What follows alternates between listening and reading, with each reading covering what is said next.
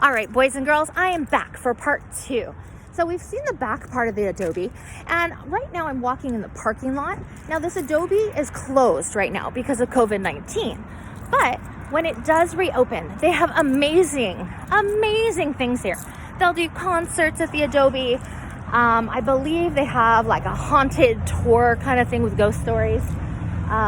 There's a museum here as well with some different artifacts and things. I really would love to do the trip with you. I imagine if you contacted the city of Ventura, you could probably get a group tour and maybe they would run a similar program.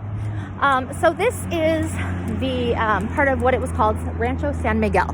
So you can see there's a courtyard. They would have had a nice fountain out here. Again, bringing water in was really important.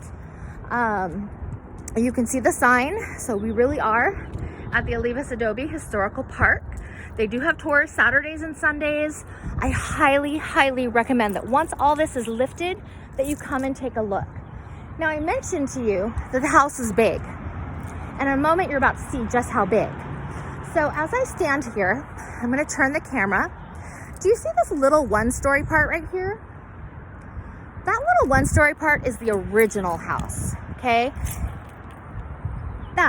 Just that little tiny one-story bit was the original house when they started this Adobe. And they were doing pretty well. They felt pretty good. And even though, we were talking about how much property they had and how big it was, that property was small compared to a lot of other places. I believe their number was like 4,000 something acres. And we're going 4,000 acres? Wow, we don't even live on like 1 acre. But some of the ranchos were as big as like 150,000 acres. So this was considered a small rancho. So if that gives you any idea of how big those land grants were that the governors would give out, it was pretty amazing. They gave you the land, but then again, you had to pay taxes on it. So that's how the government, could earn some money off you. So they started out modest little family, started having kids. They had 21 children, all single births. There were no twins.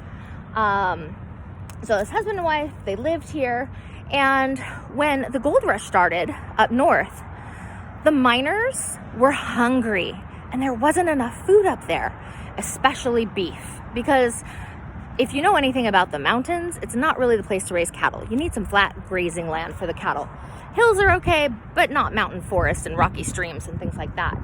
So Don Raimundo took his cattle and he had some of his vaqueros, his cowboys that were with him, and they rode their horses and herded these cattle all the way up to where the gold fields are, just past Sacramento into the foothills of the Sierra Nevada mountains.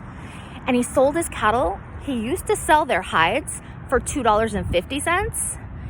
He got $250 per cow once he took them up there, which pretty much made him a millionaire of today's rates. So he sent the gold back here because everyone was paying in gold, and his wife added onto the house. So they added a second story.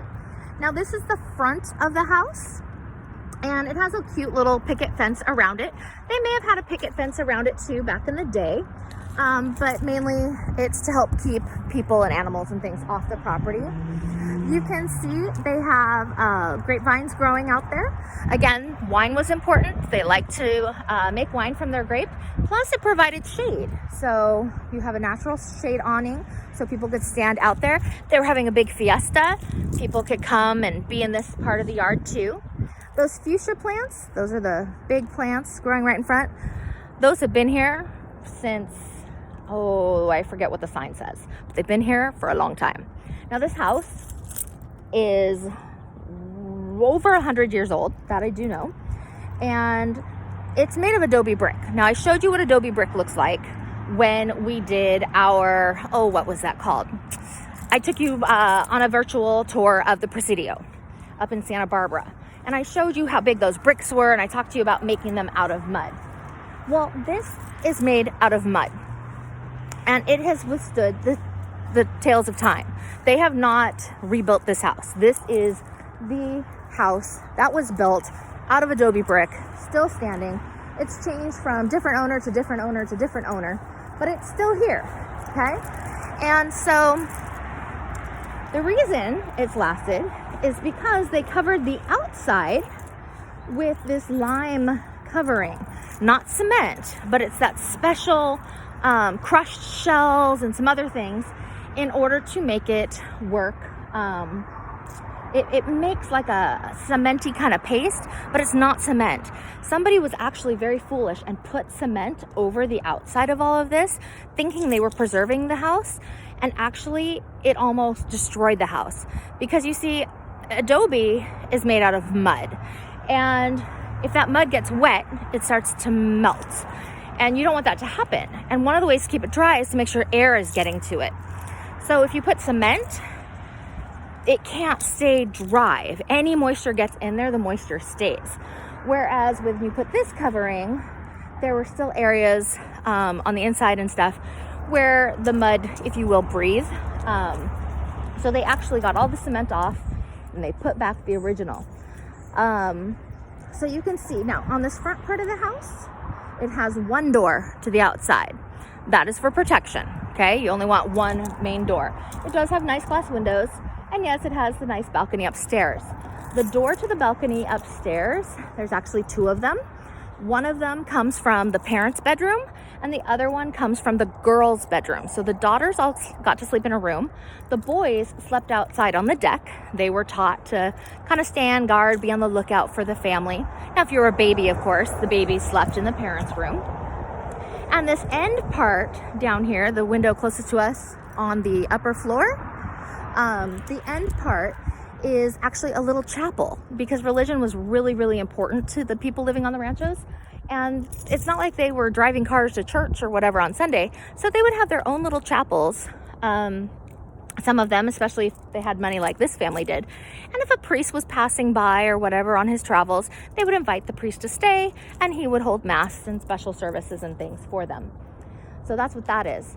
This other slanted building, the one with the slanted roof, the side closest to us is the storage room.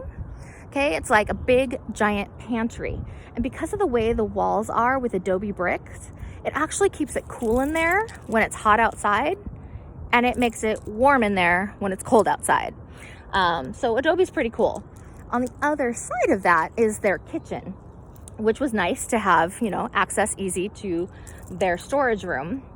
I want to say it was called the La Bodega, but don't quote me on that. I'm going off all the knowledge from all my many tours here. On the other side was the kitchen, and then outside they actually have an outdoor oven in their courtyard. I don't believe I'm going to be able to take you in there. Now in this area out here, they've got some old farm equipment that would have been used back in the day. Pretty old type things. And then you see underneath the pepper tree, there are some ropes, and it kind of steps down and goes down kind of deep. That's an adobe mud pit. Now that mud pit used to be, oh no, that's the actual spot. That mud pit is where they would make those adobe bricks. So imagine you're one of the boys. You're a Chumash boy, or you could be a young Mexican boy, and your parents work on the rancho. And they say, okay, we want to add on to this big house. We need more bricks. So they send the boys into this mud pit, and they actually get in there up to their knees, and you slosh around and you mix the mud, you know, get your dirt, your water, throw in some straw. They also would throw in manure, because horse poop, well, it contained a bunch of straw and grains that the horses had eaten, and would help hold the mud together. And they would actually have, and I'm looking to see if they have any out here. I'm not seeing any of the forms, but they would actually have things where they would set down this like rectangular shaped wooden frame, and they'd put it on the ground, and you dump the mud inside. And then once you've got it nice and full of mud, you kind of flatten it off, and then two people would stand, one person on each side of it would hold the handles and lift straight up, so that they would leave the wet brick formed on the ground. And then they would set that mold in a different spot and go get more mud, fill that one up, and they would do that repeatedly. And then when it was time to clean up, all they had to do was run way out over there, go back, jump in the river, and voila, they could wash up in the river. Okay, because it's not like they had running water, so they weren't, you know, taking a nice hot shower or bath or anything like that. So I'm sure, yeah, it was hard work and everything, but I don't know, if you're a kid sloshing around in some mud and getting all dirty to make some bricks, but then go play in the river after, not too bad, especially on a hot day. Back here, you can see there's like a little garden growing in a little fenced-in area. That was the herb garden. They have all kinds of different herbs and things that would have been used. They may have grown things to make their soap smell better, because their soap was actually made from tallow, and tallow is cow fat. So yes, when they would slaughter the cattle, they used them for beef. They used the hides for California banknotes, so they could trade them with the trading ships that would come to the pier. They'd get $2.50 per cowhide. But the other thing that they would do is they would skin them and then go through that tanning process that I talked about at the mission to make the leather soft. So you could make blankets, you could make, oh gosh, you know, if you wanted to tie it to create a mattress for a bed, if you wanted to make some boots, you know, all those kinds of things. Now, sometimes it was really hard to make some of that stuff. So sometimes